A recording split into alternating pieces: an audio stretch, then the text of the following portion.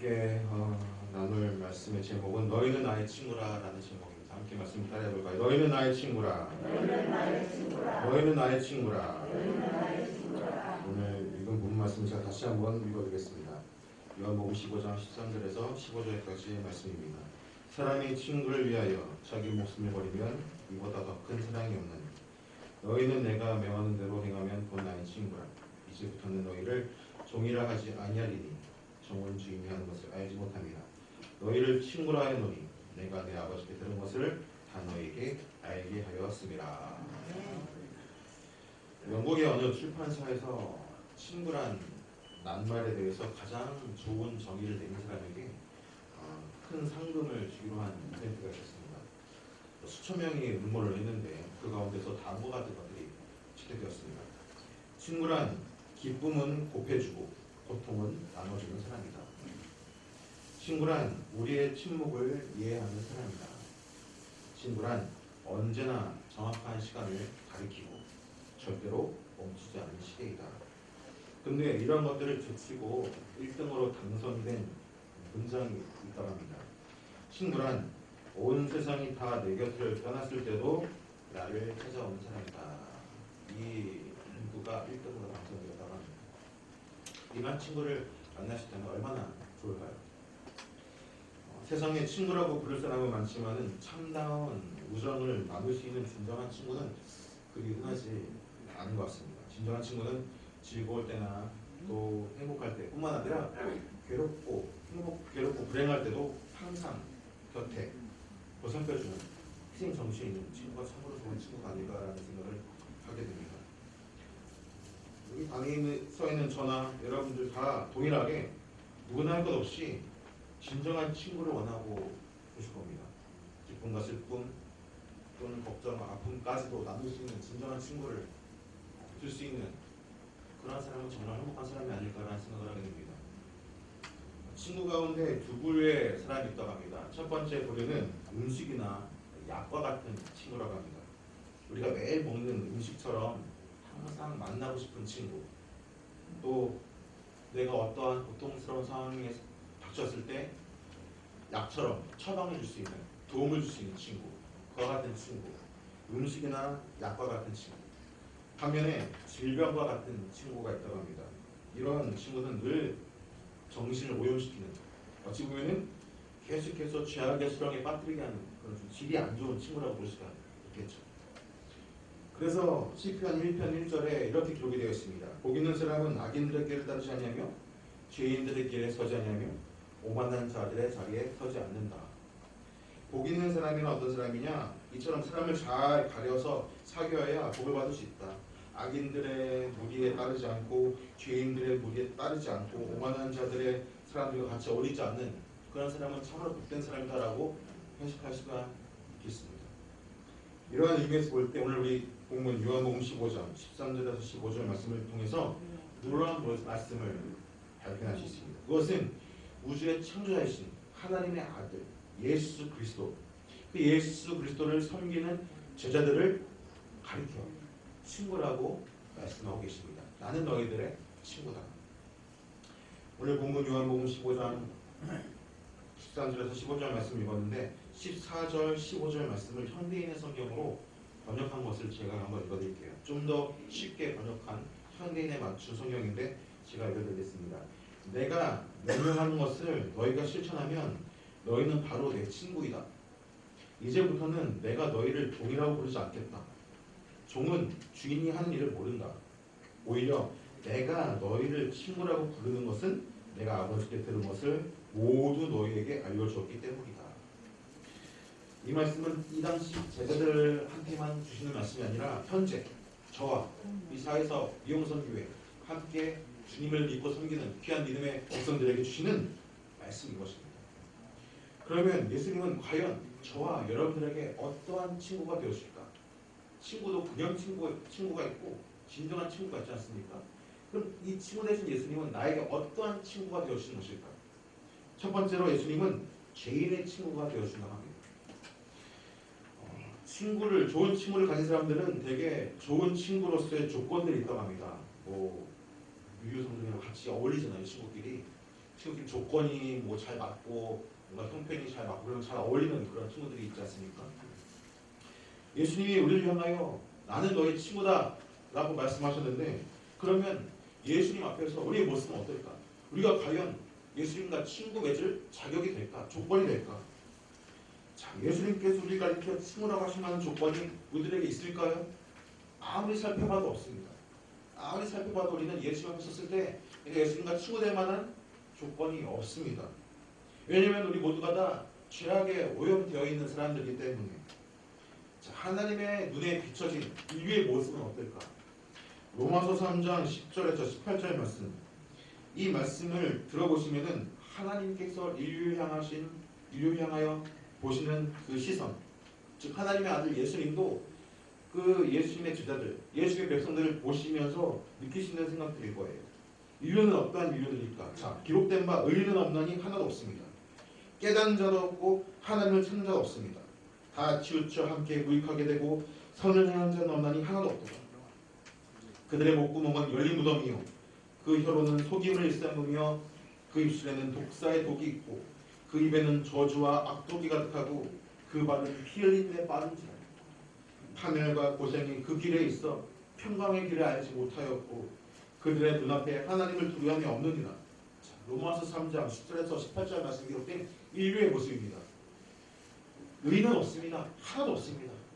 이 세상에 의인은 한 사람도 없어요. 지금 이 시간에도 응애 하고 태어난 애기들, 죄를 한 번도 짓지 않은 애기들, 순수한 아주 그냥 순백 그 자체 애기들도 그 안에 죄가 있다고 성경 기록이 되어 있거든요.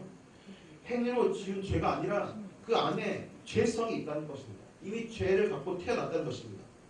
이 땅에 사는 이 하늘 아래 이 땅에 사는 모든 인류들은 의인은 없습니다. 다 죄인입니다. 깨닫는 자도 없고 하나님을 찾는 자도 없습니다. 스스로 하나님을 향하여 찾는 자가 있나요? 스스로 하나님의 길을 걸어간 사람이 있나요? 아니죠. 다 우리는 부르심을 받는 자들이기 때문에. 뿐만 아니라 이 땅에 사는 모든 인류들은 다 치우쳐 함께 무익하게 되고 선을 행하는 자는 없나니 하나도 없도다. 굉장히 비극적인 말입니다. 선을 행하는 자가 없으니 하나도 없다. 그들의 목구멍은 열린 무덤이요 그 혀로는 속임을 일삼으며 계속해서 인류들은 속이고 또 속이고 남을 속이는 그러한 삶을 계속 살고 있습니다. 그 입술에는 독사의 독이 있고 남을 해치고 끌어내리고 나보다 잘났으면 끌어내리는 그러한 모습들을 우리는 보지 않습니까?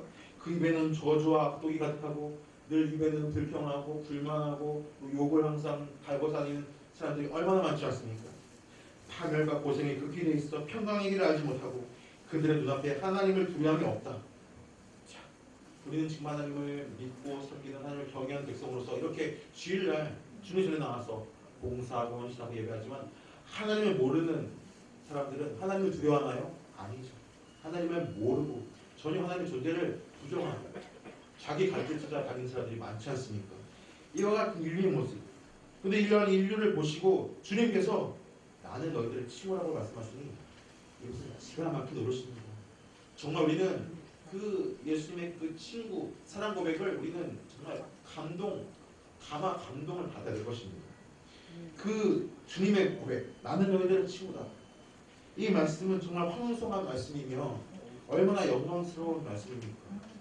친구될 자격이 없는 우리들, 저와 여러분들 향해서 친구라고 말씀하시니 사람의 몸으로 오신 하나님, 그 하나님께서 하나님이 사람의 몸으로 오셔도 하나님의 권세와 능력을 갖고 계신 예수님은 왕이 충분히 되셨습니다. 제자들 앞에 세우고 나는 너희들의 왕이다. 나는 너희를 다스릴 것이다. 라고 말씀하실 법도 한데 그렇게 말씀하지 않으십니다. 친구다. 넌 나의 친구다. 라고 말씀하십니다. 엄청난 디테일과 엄청난 축복입니다. 이 말씀을 통해서 우리는 예수님의 끝없는 겸손하심 또 그 가운데 사랑과 그 애틋함을 우리는 확인할 수 있습니다. 또 확인해야 됩니다. 그냥 막연하게 친구다 친구지 그것이 아니라 그 나는 너의 친구다라는 그 말씀 안에 우리는 예수님의 그 따뜻한 마음을 읽어야 됩니다. 예수님의 마음을 우리는 느껴야 됩니다. 예수님께서 나의 친구가 되심은 예수님을 믿는 저와 여러분들에게는 한없는 영광된 축복입니다. 믿으십니까? 그러한 축복을 늘 수여하는 저와 여러분들은 강회장님의 절대긍정 절대감사의 말씀처럼 늘 우리는 감사해야 됩니다. 늘 긍정해야 됩니다. 예수님 사랑을 긍정의 고백을 예수님의 그 사랑의 긍정의 고백을 늘 입술에서 고백하시기를 축원합니다. 두 번째로 예수님은 우리에게 어떤 친구가 되어주시느냐? 목숨을 버리신 친구가 되어주신다는 것입니다. 오늘 본문 13절 말씀 보니까 사람이 친구를 위하여 자기 목숨을 버리면 이에서 더 큰 사랑이 없다라고 말씀하고 계십니다. 그리고 나서 이 말씀을 하신 후 예수님은 그 다음날 십자가에 못 박혀 돌아가셨죠. 친구란 말씀하신 제자들과 주님을 따르는 죄인인 우리들을 위해서 친히 죽으신 것입니다. 증명하신 것입니다. 나는 너의 친구다. 말로만 친구가 아니라 나는 목숨을 너희들 위하여 버린 진짜 친구다라고 증명하신 것입니다. 이것이 친구에게 베풀 수 있는 최고의 사랑을 예수님이 나타내신 것입니다. 미국 남북 전쟁에서의 일이라고 합니다. 북군에서 전쟁에 나갈 군인을 징발할 때 전쟁에 나갈 사람들이 그 당시에 제비를 뽑았다고 합니다. 설상가상으로 가족도 많고 부모도 계시고 전쟁에 나가면 그 가족들을 전혀 돌아볼 사람이 없는 한 청년이 뽑혔다고 합니다. 이 안타까운 처지를 지켜보고 그 청년의 친구가 있었습니다. 근데 그 친구는 아직 결혼도 하지 않았고 또 부모도 없었고 또 혼자 생활하는 친구입니다. 그래서 부모도 계시고 가족도 많고 가족들을 돌봐야 될 그 청년을 대신해서 그 청년의 친구가 대신 내가 전쟁터에 나가줄게 라고 정원해서 전쟁터에 나가게 됩니다. 어찌 보면은 나를 대신해서 목숨을 바쳐 그 전쟁터에 나가는 그 친구가 고맙지만 또 한편으로는 굉장히 또 미안하고 또 마음 가운데 안타까움이 들겠죠. 자, 고향에서 자기 가족을 부양하고 또 자녀를 돌보는 맨 처음에 제비를 뽑혔다가 취소된 이 청년의 마음속에는 자기 대신 전쟁터에 나간 그 친구에 대한 고마움은 말로 다 할 수 없을 것입니다. 그래서 매일마다 오는 신문을 보면서 지금 이 전쟁에 대한 소식이 어떠한가를 늘 봤다고 합니다. 특별히 어떤 곳에 격전이 벌어지고 있고 또 혹시 그 격전지에 친구가 혹시 사망하지 않나 계속해서 신문이 올 때마다 그 전쟁 소식을 봤다고 합니다.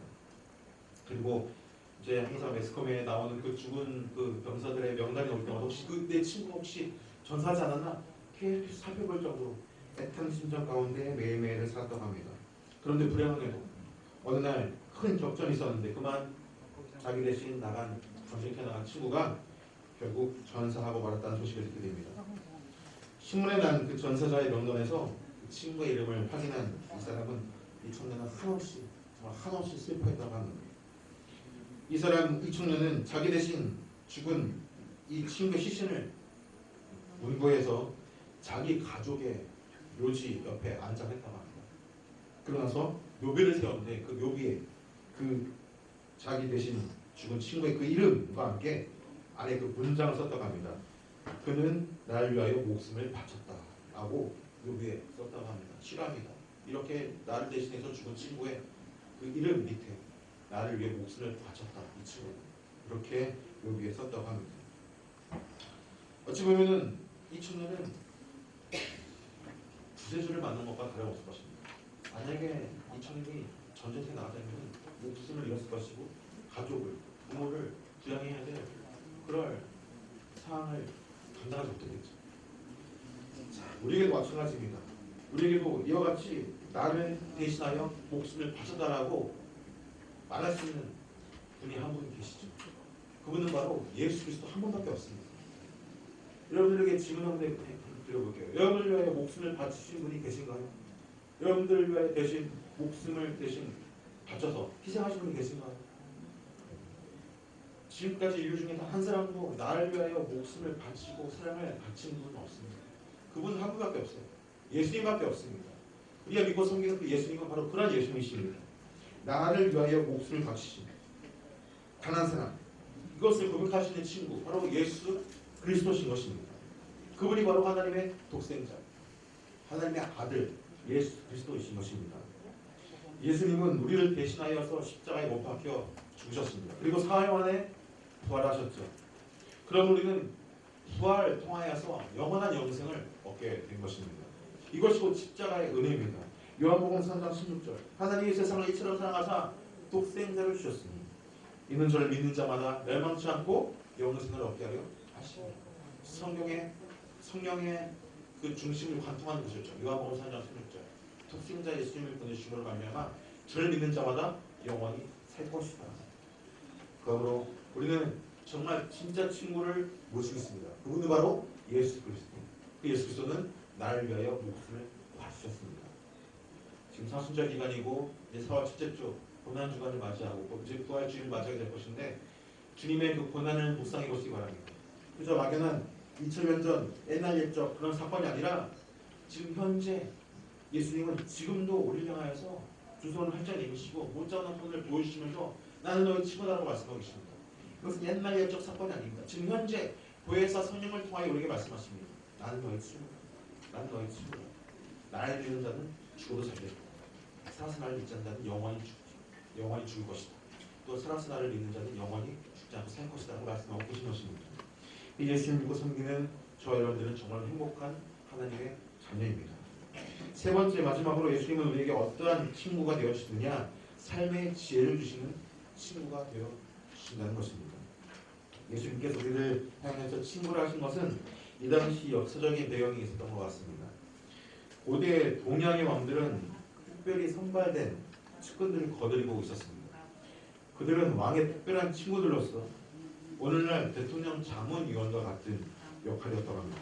이들은 단순한 정치 고문과 달랐습니다. 왕에 가까운 친구들로서 왕을 보필하고 또 항상 왕과 만나기 쉬운 가까운 곳에 있었다고 합니다. 심지어 왕과 계속해서 식사하고 교류할 수 있을 정도로 굉장히 친밀한 관계였다고 합니다. 왕은 그들의 친구를 어떠한 장군이나 어떠한 정치인보다 더 신뢰하고 더 길을 기렸다고 합니다.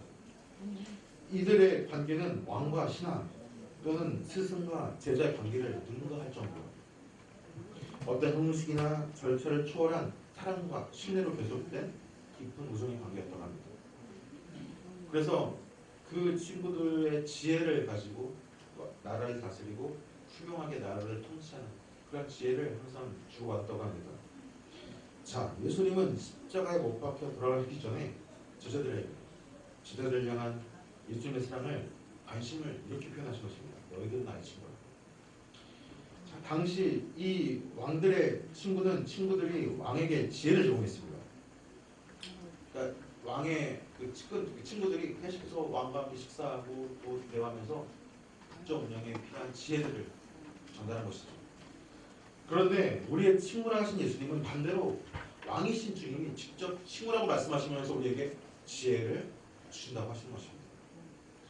성경은 이러한 예수님을 가리켜 이렇게 묘사하고 있습니다. 이사야 9장 6절 말씀에 이는 한 아기가 우리에게 낳고 한 아들을 우리에게 주신 바 되었는데 그 어깨에는 정사를 메었고 그 이름은 기묘자라 모사라. 그래서 모사라는 뜻이 무엇이냐, 어떤 일을 시작하기 전에 그 일을 효율적으로 성취하기 전에 의논할 때 지혜를 제공한 사람이라고 해서 이것을 모사라고 표현합니다. 그러니까 예수님은 우리에게 어떤 일을 하기 전에 그 일을 효율적으로 성취하기 위해 의논할 때, 주님과 대화할 때 지혜를 제공하시는 분이 바로 예수님이시다. 그 예수님의 말씀이 어디 기록이 되어 있죠? 바로 성경 말씀에 기록이 되어 있죠. 이 성경 말씀은 지혜가 담겨 있는 책입니다. 지혜의 근본이죠. 하나님의 말씀입니다. 그러므로 예수님은 우리에게 친구가 되어주시는데 어떠한 친구냐? 지혜를 주십니다. 친구가 되어주십니다. 예수님을 다른 데 찾지 마십시오. 다른 어떤 특정한 사람에게 찾지 마십시오. 어떤 특정한 종교단체 찾지 마십시오. 여기 이 성경 말씀 안에 다 있습니다. 창세기부터 열계시록이 바로 예수 그리스도십니다. 이것이 바로 곧 하나님이십니다. 하나님을 다 우리 여러분들은 소유하고 계십니다. 하나님의 말씀은 살아 움직입니다. 말씀은 살아 움직여 날선 검보다 예리하여 손과 영과 및 관절과 골수를 쪼개고 우리의 마음과 생각을 감찰하시는 것이 바로 말씀입니다. 그 말씀을 꼭 붙잡고 나간다면 무엇사 대신 예수 그리스도의 지혜를 우리 다 받을 수가 있습니다. 예수님을 친구로 삼고 살아가는 사람들에게 매 순간순간 놀라운 지혜를 주십니다. 여러분들 삶을 사시면서 내가 생각하지 못했던 지혜가 번뜩 날 때가 있습니다. 이것은 바로 주님께서 성령께서 주시는 지혜입니다. 여러분들의 경험과 지식으로 떠오르는 것이 아니라 번뜩 주시는 지혜는 성령께서 주시는 겁니다. 그 지혜의 영, 성령님을 정말 마음 가운데 모셔드리고 감사하시기 바랍니다. 예수 그리스도를 친구로 삼고 주님이 주시는 삶의 지혜를 공급받는 저와 여러분들은 정말로 친한 우리의 친구 예수 그리스도를 모시고 살아가는 축복된 하나님의 자녀입니다. 주님은 우리에게 삶의 지혜를 주시되 말씀드린 것과 같이 성경 말씀을 통하여 우리에게 지혜를 공급해 주십니다. 성경에 말씀하시기를 시편 119편 97절에서 100절 말씀, 내가 주의 법을 어찌 그리 사랑하는지 내가 그것을 종일 작은 소리로 읊조리나이다. 주의 계명들이 항상 나와 함께하므로 그것들이 나를 원수보다 지혜롭게 하나이다. 내가 주의 증거들을 늘 읊조림으로 나의 명철함이 나의 모든 스승보다 나으며 주의 법들을 지킴으로 나의 명철함이 노인보다 나으니이다. 이 성경 말씀을 이렇게 묘사하고 있습니다. 이 주의 말씀은 나를 원수보다 지혜롭게 한다. 여러분들은 다 지혜자입니다. 믿으십니까? 여러분들은 지혜가 출중한 분들입니다. 왜냐? 보혜사 성령님을 인정하고 환영하고 모셔두고 의지하는 다 성령의 사람들이기 때문에 오늘 친구 되신 예수님을 말씀을 통하여 다시 한번 묵상하시고 사순절 기간에 그저 막연한 고난주가 막연한 부활주의가 아니라 그 십자가에 못 박히신 예수님이 나는 너의 친구라고 말씀하셨기 때문에 이제는 예수님을 그저 하나의 종교인, 내가 믿고 섬기는 종교의 인물, 그것이 아니라 나의 친구, 나를 속속히 알고 계시고 내 생각과 내 마음까지 속속히 알고 계시는 나의 진짜 친구라는 것을 다시 한번 각인하시고 인식하셔서 친구 예수님과 함께 더욱더 헌신하시고 봉사하시고 충성하시는 귀한 믿음의 일꾼 되시길 축원합니다.